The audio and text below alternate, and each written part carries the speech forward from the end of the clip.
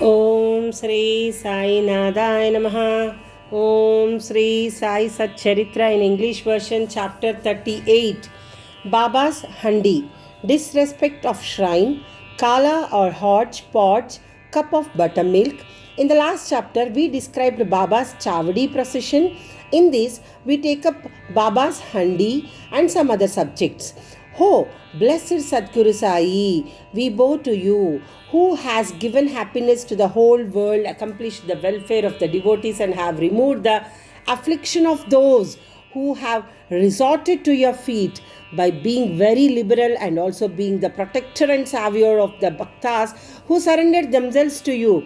You have incarnated yourself in this world to oblige mankind and to do them good. The liquid essence of pure self was poured into the mold of Brahma, and out of this has come out the crust jewel of the saints, Sai. This Sai is Atmaram himself. He is the abode of the perfect divine bliss. After having attained himself all objects of life, he made his devotees established on the path.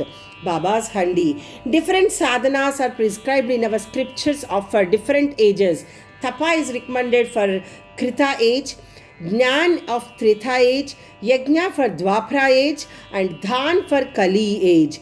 Of all the charities, giving food is the best one. We are much perturbed when we get no food at noon. Other beings feel similarly under such circumstances. After knowing this, he who gives food to the poor and hungry is the best donor or charitable person. The Taittiriya Upanishad says that food is Brahma.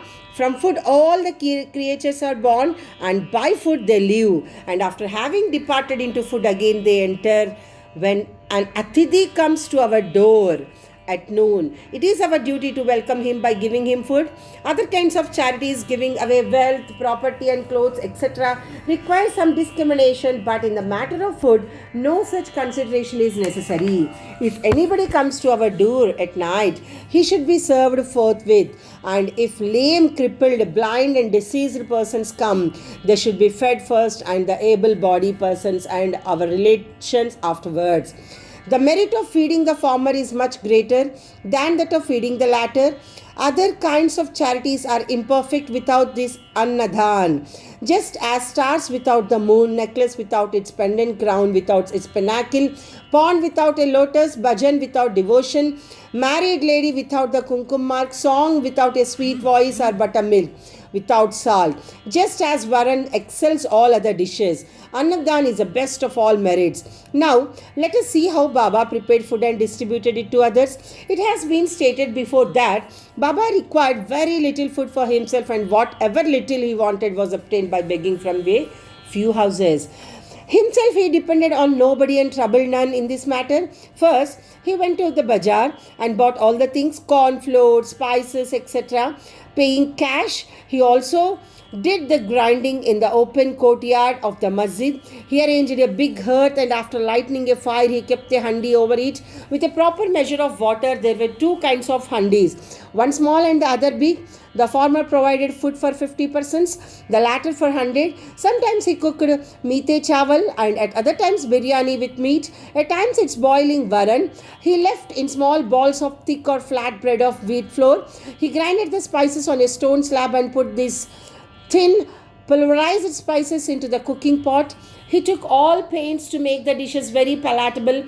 He prepared ambil by boiling jawari flour in water and later mixing to it buttermilk, and then boiled both together. With the food he distributed this ambli to all alike. To see whether the food was properly cooked or not, Baba rolled up the sleeve of his kafani and put his bare arm in the boiling cauldron without fear and churned the whole mass from side to side and up and down. There was no mark of burn on his arm nor fear on his face. When the cooking was over, Baba got the pots in the masjid and had them duly consecrated by the Maulvi. First, he sent part of the food as prasad to Mahalsapati and Tatya Patil, and then he served the remaining contents with his own hand to all the poor and helpless people to their heart's content. Really blessed and fortunate must be those people who got food prepared by Baba and served by him. Somebody may raise a point here and ask, did Baba distribute vegetarian and non-vegetarian food as prasad to all his devotees? The answer is plain and simple. Those who were accustomed to non-vegetarian food were given non-vegetarian food from the handi and prasad, and vegetarian food were given as prasad, and those who were not as so accustomed were given vegetarian meal. He never created in them any wish or desire in indulge to this. There is a principle that when a guru himself gives anything as prasad, the disciple who thinks and doubts whether it is acceptable or otherwise goes to perdition. In order to see whether any disciple has imbibed this principle, Baba at times put them to test. For instance, on an Ekadashi day, he gave some rupees to Dada Kelkar and asked him to go in person to Korala to get meat from there.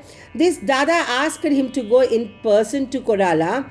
Kelkar was an orthodox Brahmin and adhered to all orthodox manners in his life. He knew that offering wealth, grain and clothes etc. to a Sadguru was not enough, but that implicit obedience to him and prompt Sadguru compliance with his order was the real dakshina that pleased him most. So Dada Kelkar dressed himself and started for the place. Then Baba called him back and said, "Don't go yourself, but send somebody." Baba called him. Then Dada sent his own servant Pandu for the purpose. When Baba saw him going, he asked Dada to call him back and cancel the program. On another occasion, Baba asked Dada just to see how the saltish biryani was done. The latter replied casually that it was all right. Then Baba said to him, "Neither have you seen it with your eyes, nor tasted with your tongue. Then how could you say that it was good? Just take off the lid and see." While saying this, Baba caught his arm and thrust it into the pot and added, "Take some out of this, leaving aside your orthodox ways, and taste a little." When a way of real love arises in a mother's mind, she pinches her child, and when he begins to cry, she hugs him close to her bosom. Similarly, Baba, in a truly motherly way, pinched Dada Kelkar in this way. Really, no saint or guru will ever force his orthodox disciple to eat food forbidden in his religion. The handi business went on for some time till 1910 and was stopped thereafter. As stated before, Das Ganu spread the fame of Baba by his kirtans far and wide in the Mumbai presidency, and people from that part of the country began to flock to Shirdi, which became very soon a place of pilgrimage. The devotees brought with them various articles for presentation and offered various dishes of food as Naivedya. The quantity of Naivedya offered by them was so much that fakirs and paupers could feed themselves to their herd's content, leaving some surplus behind. Before stating how Naivedya was distributed, we shall refer to Nana Sahib Chandorkar's story showing Baba's regard for local shrines and deities. Nana Sahib's disrespect of his shrine. By drawing inferences or guessing in their own way, some people said that Sai was a Brahmin and some said that he was a Muslim. In reality, he belonged to no caste. No one knew definitely when he was born and in what community and who his parents were. Then how could he be a Muslim or Brahmin? If he was a Muslim, how could he keep Dhuni ever burning in the masjid? How could there be a Tulsi Vrindavan there? How could he allow the blowing of conches and ringing of bells? How could he allow the different forms of Hindu worship there? Had he been a Muslim, could he have ears pierced? And could he have spent money from his pocket for repairing Hindu temples? On the contrary, he never tolerated the slightest disrespect to shrines and deities.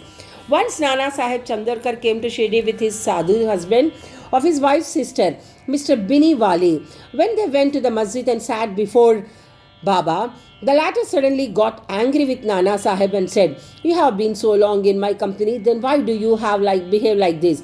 Nana Sahib at first did not understand anything and humbly requested Baba to explain. Baba asked him, when did he come to Kopargaon and how he came to Shirdi from there. Nana Sahib then at once realized his mistake. He usually worshipped the shrine of Datta on the banks of the Godavari at Kopargaon on his way to Shirdi. But this time he dissuaded his relative, who was a Datta Bhakta, from going to that shrine in order to avoid delay and drove straight. He confessed all this to Baba and told him that while bathing in the Godavari, a big thorn went into his foot and gave him much trouble. Baba said that was slight punishment he met and warned him to be more careful in future. Kala, hodgepodge. To revert to the distribution of the Naivedya, after the Arati was over and after Baba sent away the people with Udi and blessings, he went inside and sat behind a curtain with his back to the Nimbar for meals with 2 rows of intimate devotees, one on each side. The bhaktas brought naivedya containing a variety of food such as puris, mande, polis, basundi, sanja, fine rice, etc., and kept waiting outside for prasad consecrated by Baba. All the foods were mixed in a hodgepodge and placed before Baba. He offered it to God and consecrated it. Then portions of the same were given to the persons waiting outside, and the rest was served to the group of devotees inside, with Baba at the center. The bhaktas sitting in 2 rows then dined to their herd's content. Baba asked Shama and Nana Sahib Nimonkar daily to serve the consecrated food to all persons sitting inside and look to their individual needs and comforts. This they did very carefully and willingly. Every morsel of the food thus partaken gave them fulfillment and satisfaction. Such sweet, lovely and consecrated food it was, ever auspicious and ever holy. Cup of buttermilk. Once, Hemad Pant had eaten to his fully capacity in this company. When Baba offered him a cup of buttermilk, its wild appearance pleased him, but there was no space for it. He, however, took only a sip on seeing his faltering attitude. Baba said, "Drink it all, you won't get any such opportunity hereafter." He drank it off then and found that Baba's words were prophetic, for he passed away after a brief period. Now, readers, we have certainly thanked Hemad Pant. He drank the cup of buttermilk, but has supplied us with sufficient quantity of nectar in the form of Baba's Leelas. Let us drink this nectar to our heart's content and be satisfied and happy. Woe to Sri Sai. Peace be to all. Om Sri Sai Nadaya Namaha. Om Sri Sadguru Sainath Maharaj Ki Jai. Om Sri Sai Ram. Woe to Sri Sai. Peace be to all.